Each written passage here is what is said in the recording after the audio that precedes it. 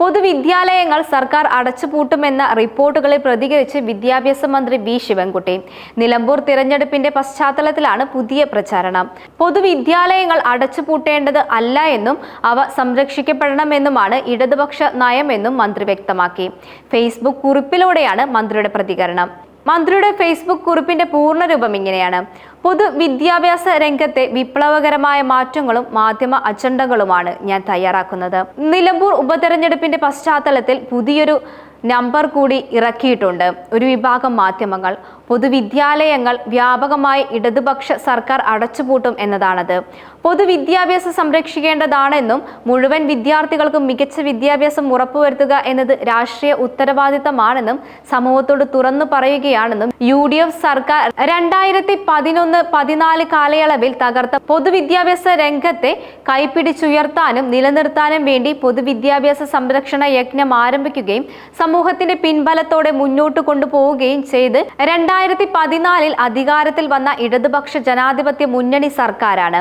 5000-ലധികം കോടി രൂപയാണ് സർക്കാർ പൊതുവിദ്യാലയങ്ങളുടെ സംരക്ഷണത്തിന്റെ ഭാഗമായി അടിസ്ഥാന സൗകര്യ വികസനത്തിനുമായി ചെലവഴിച്ചത്. അതിന്റെ തെളിവുകൾ നിലമ്പൂർ മണ്ഡലത്തിൽ എവിടെയും കാണാം. 5 കോടി കിഫ്ബി ധനസഹായത്തോടെ നിലമ്പൂർ മാനവേദ HSSC-യിൽ വന്ന മാറ്റവും നമുക്ക് കാണാൻ പറ്റും. 3 കോടി കിഫ്ബി പദ്ധതി പിന്നീട് 3,90,00,000 രൂപയായി റിവൈസ് ചെയ്തു. GHS പൂക്കോട് പാടം, GSSS എടക്കര, GHSS മുത്തേടത്ത് എന്നിവയുടെ നിർമ്മാണവും പൂർത്തിയാക്കിയിട്ടുണ്ട്. GUPS പറമ്പ് നിർമ്മാണ പ്രവർത്തനത്തിന്റെ അവസാന ഘട്ടത്തിൽ അല്ലേ എന്ന ചോദ്യവും ഉയരുകയാണ്. 1 കോടി ധനസഹായം പിന്നിട്ട് 1,30,00,000 രൂപയാക്കി മാറ്റി. GUPS കുറുമ്പങ്ങാട്, GMLPS Nilambur, IGMLRS Nilambur, GHSS Munderi തുടങ്ങിയവയുടെ നിർമ്മാണവും പൂർത്തിയാക്കിയല്ലോ. പുള്ളിയിൽ GUPS സ്കൂളിന്റെ നിർമ്മാണം അവസാന ഘട്ടത്തിലാണ്. നിലമ്പൂർ GUPSന്റെ നിർമ്മാണം ആശുപത്രി വികസനവുമായി ബന്ധപ്പെട്ട് ചർച്ച ചെയ്യുകയും ഇനി ഉടൻ ആരംഭിക്കുന്ന ഘട്ടത്തിലുമാണ്. കൂടാതെ പ്ലാൻ ഫണ്ട് മുതലായവ ഉപയോഗിച്ച് വലുതും ചെറുതുമായ നിർമ്മാണ പ്രവർത്തനങ്ങൾ നടക്കുകയാണല്ലോ. പൊതുവിദ്യാഭ്യാസ സംരക്ഷണ യജ്ഞവും തുടർന്നുള്ള വിദ്യാകിരണം മിഷനും ഉണ്ടാക്കിയ ആത്മവിശ്വാസം പൊതുവിദ്യാഭ്യാസ മേഖലയിൽ എത്ര വലുതാണ്. 11 ലക്ഷത്തോളം കുട്ടികളല്ലേ പൊതുവിദ്യാലയങ്ങളിൽ രക്ഷിതാക്കൾ അധികമായി അയച്ചത്. ഇത്തരം കാര്യങ്ങൾ മറച്ചു പിടിക്കാനാണ് സ്കൂൾ പൂട്ടൽ വാദം ഉയർത്തുന്നത്.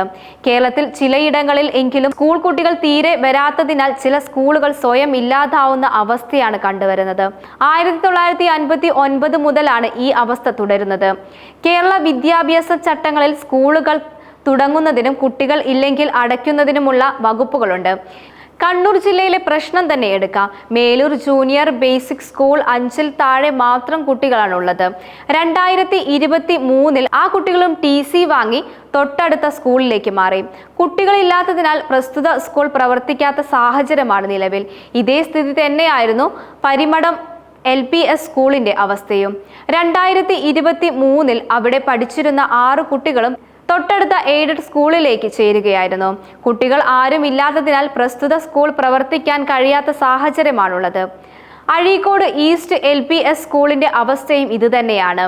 തളിപ്പറമ്പ് സൗത്ത് ഉപജില്ലയിലെ ഇന്ത്യൻ പബ്ലിക് സ്കൂൾ പെരിങ്ങാടി എന്ന അൺഎയ്ഡഡ് സ്ഥാപനം അടച്ചുപൂട്ടിയതിന്റെ ഉത്തരവാദിത്വവും LDF-നാണ്. സർക്കാരിന്റെ തലയിൽ കെട്ടിവെക്കാൻ ശ്രമം നടത്തുകയാണ് ഈ കൂട്ടം മാധ്യമങ്ങൾ. എന്നാൽ UDF എന്താണ് ചെയ്തത്? കോഴിക്കോട്ടെ പട്ടണത്തിൽ 56 കുട്ടികൾ പഠിച്ചിരുന്ന മലാപ്പറമ്പ് AUPS സ്കൂൾ അടച്ചുപൂട്ടാൻ തീരുമാനിക്കുകയും ഇരുളിന്റെ മറവിൽ ബുൾഡോസർ ഉപയോഗിച്ച് പൊളിച്ചു മാറ്റാൻ ശ്രമിക്കുകയും ചെയ്തത് അവരല്ലേ? ലാഭകരമല്ലെന്ന് പറഞ്ഞാണ് പൂട്ടാനുള്ള 1400 സ്കൂളുകളുടെ പട്ടികയും UDF സർക്കാർ തയ്യാറാക്കിയത്. ജനകീയ പ്രക്ഷോഭങ്ങളുടെ ഭാഗമായി UDF സർക്കാരിന് പുറകോട്ട് പോകേണ്ടി വന്നു. ഇതുപോലെ കോഴിക്കോട് AUPS പാലാട്, മലപ്പുറം ജില്ലയിലെ 67 കുട്ടികൾ പഠിച്ചിരുന്ന ALPS മാങ്ങാട്ടുമുറി, തൃശൂർ ജില്ലയിലെ PMLPS കിരാലൂർ എന്നിവ അടച്ചുപൂട്ടി. പക്ഷേ കേരള ജനത അതിനെ ചെറുത്തു തോൽപ്പിക്കുകയാണ് ഉണ്ടായത്. 2016 അധികാരത്തിൽ വന്ന LDF സർക്കാർ UDF സർക്കാർ ഇറക്കിയ ഉത്തരവ് പിൻവലിക്കുകയും പൂട്ടാൻ തീരുമാനിച്ച സ്കൂളുകൾ എല്ലാം ഏറ്റെടുക്കുകയും ചെയ്തു. പൊതുവിദ്യാലയങ്ങൾ അടച്ചുപൂട്ടേണ്ട അല്ലെന്നും അവ സംരക്ഷിക്കേണ്ടതാണെന്നും ഇടതുപക്ഷ നയവും സർക്കാർ ഖജനാവിൽ സമ്പത്തില്ല എന്നും അതിനായി പൊതുപണം ചെലവഴിച്ചു എന്നുള്ള നിലപാടുകളും എടുത്തത് UDF ആണ്. നയങ്ങളും തിരിച്ചറിയാൻ കേരളം സമൂഹത്തിന് കഴിഞ്ഞു. അതേസമയം ലഹരിക്കെതിരെ അവബോധം ശക്തമാകുന്നതിന്റെ ഭാഗമായി സംസ്ഥാനത്ത് ഡ്രഗ്സ് കൺട്രോൾ വകുപ്പ് നെയ്സ് സ്ലിപ്പ് പുറത്തിറക്കാനായി ആരോഗ്യ വകുപ്പ് മന്ത്രി വീണ ജോർജ്. ലഹരിയുടെ ദൂഷ്യവശങ്ങളെപ്പറ്റി കുട്ടിക്കാലം മുതലേ അവബോധം സൃഷ്ടിക്കുക എന്ന ലക്ഷ്യത്തോടെയാണ് നെയ്സ് സ്ലിപ്പ് തിരഞ്ഞെടുത്തത്. വിദ്യാഭ്യാസ വകുപ്പിന്റെ സഹകരണത്തോടെയാണ് നെയ്സ് സ്ലിപ്പ് വിതരണം ചെയ്യുക. പ്രിയങ്കരമായ സിനിമാ താരങ്ങളുടെയും സ്പോർട്സ് താരങ്ങളുടെയും കഴിവുകൾ കുട്ടികളിലേക്ക് എത്തിക്കുക എന്നതാണ് ഇതിലൂടെ വ്യക്തമാവുന്നത്. ദിവസവും പല പ്രാവശ്യം ബുക്കിൽ നോക്കുന്നതിലൂടെ ഇതിന്റെ സന്ദേശം പല പ്രാവശ്യം കുട്ടികളിലേക്ക് എത്തിക്കാൻ സാധിക്കും. അതിലൂടെ പുതുതലമുറകളിൽ ലഹരിക്കെതിരായ അവബോധം വളർത്തിയെടുക്കാൻ സാധിക്കുമെന്നാണ് മന്ത്രി വ്യക്തമാക്കിയത്.